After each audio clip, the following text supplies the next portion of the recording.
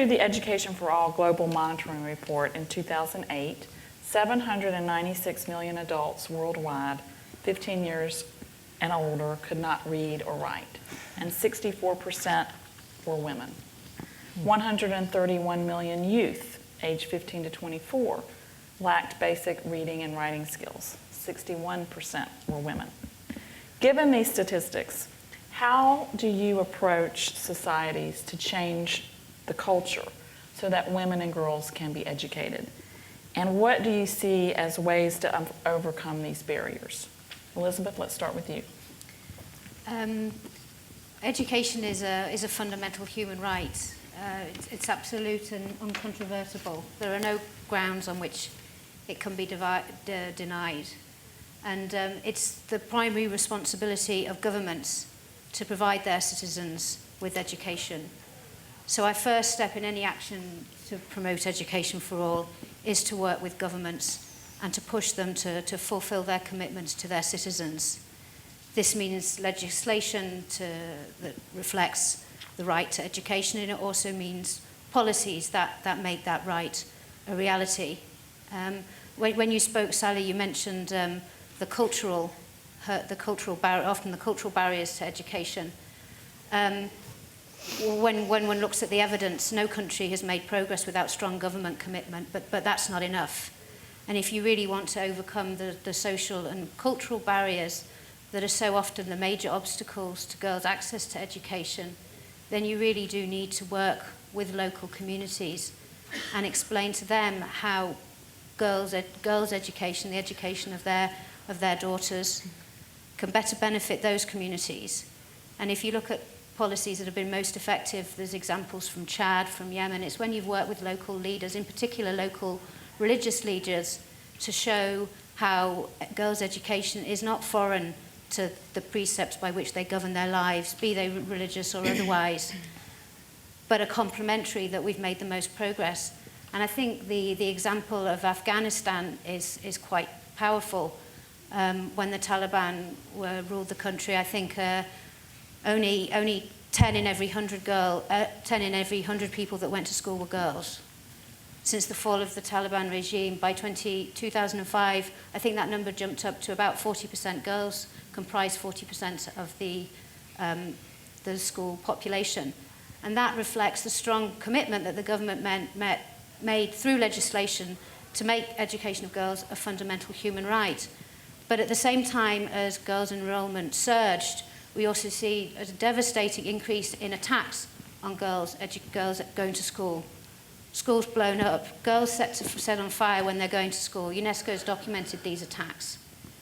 And the only way in which we could protect these girls was by working with those local communities who actually saw girls' education not as a right but a government policy, the policy of a government whose legitimacy they didn't recognize, something that was alien to their culture.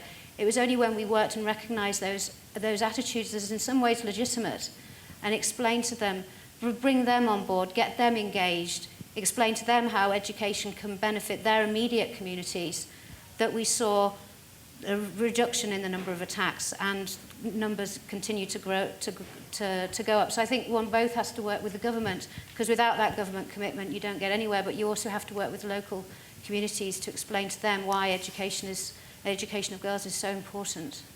Speaking to Elizabeth's concept of education being everyone's right, that's the truth, but it isn't the reality, certainly in the marginalized groups of the world. And I see it all the time in Africa. And I'll give you a story that's the truth. Coca-Cola Africa Foundation is Rotary's partner all over the continent. Neville Isdell came out of retirement to run Coke before Muhtar Kent took over. Neville was born and raised in Zambia. And when he was in Lusaka visiting, he met with Rotary, and they went out to different sites, and they went to a rural community where there were about 240 orphan children that were orphaned because of AIDS. AIDS is so stigmatized over in Africa. Compared to America, it's so much worse that any child that is an orphan as a result of AIDS is totally ignored and left out. The government school was sitting right there. The kids were not allowed in.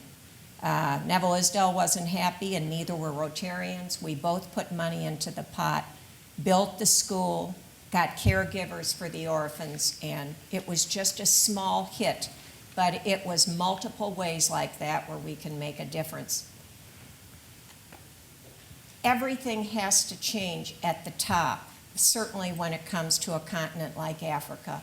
If the government doesn't enforce the policy, the human rights policy, and allow all children, girls and boys, to be educated, their country is never going to grow. But it's such a familial, cultural, and social issue that I think you have to hit it in multiple fronts. With the government, the Rotarians, they're the leaders. Push your government to be held accountable for what they're supposed to do, and they do that. But then the children, especially the girl children, they need role models. So you can use Rotaractors. That's a group of Rotarians that are university students that have made it. Get them coordinated, which we do. Then there's another group called Rotary Community Corps. These are youth that live in the slums, but they're the leaders that the little ones look up to. And so if the Rotary Community Corps youth teach the youngins about life skills and about hopes and dreams and how important education is, then that will make a difference. Finally, I'll finish with this. The most shocking answer I ever got from any child in Africa was when I asked it frequently after I asked the first time. I said, what is the most important thing for you in your life? And they looked at me like I was plain stupid and said, why go to school? To go to school. I wonder what other children's answers would be that take it for granted, in a developed world. Wendy? Yeah, so there was this recent study that came out. It was a 20-year study done in 27 countries about literacy. And they studied 73,000 people, and it just came out in Science Daily this past July. And it was fascinating because they said the number one indicator of the level at which a student will become successful is not actually based on the level of their parents' university education, but based on the number of books that they have in their home. So the books, even if you only have 20 books in your home, that can make such an extreme difference, but it's something here in the States that we definitely take for granted. So that's why Room to Read, at first, we were starting out with books, but not just English books, because the 9 countries in which we work, they speak a total of 23 different languages. For example, we work in South Africa. There's 11 different languages in South Africa. So what we do is we look for local authors and local illustrators who have always want to have a symposium for themselves to become creative. However, because there's not a Dr. Seuss of the developing world to help them get started, and it's all based on market and economics, there's no company that's willing to invest in them. So Room to Read has come in and they said, we're gonna find a printing shop within your company, within your country rather, so that the money goes back into your community. And we want to make sure that the books that you're creating are not only culturally relevant and age appropriate, but sensitive as well. Because obviously a book that may be appropriate for people who speak Zulu in South Africa may not be appropriate for those who speak Tsonga. So we want to be very careful about that. And that's one. For the girls' education program, in terms of their outreach with literacy, I can only tell you an anecdote of what happened to me back in South Africa in January. I'm quite a clumsy person, and I'm very willing to admit that. So I had my bag, which I'm hiding from all of you, but it's always stuffed with books and newspapers and whatnot. And so I was walking through this one community, and I ran across a bunch of children. And right on point, I dropped my backpack.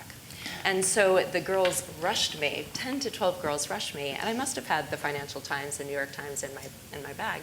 And so they took it apart and very respectively were going through each of the pieces.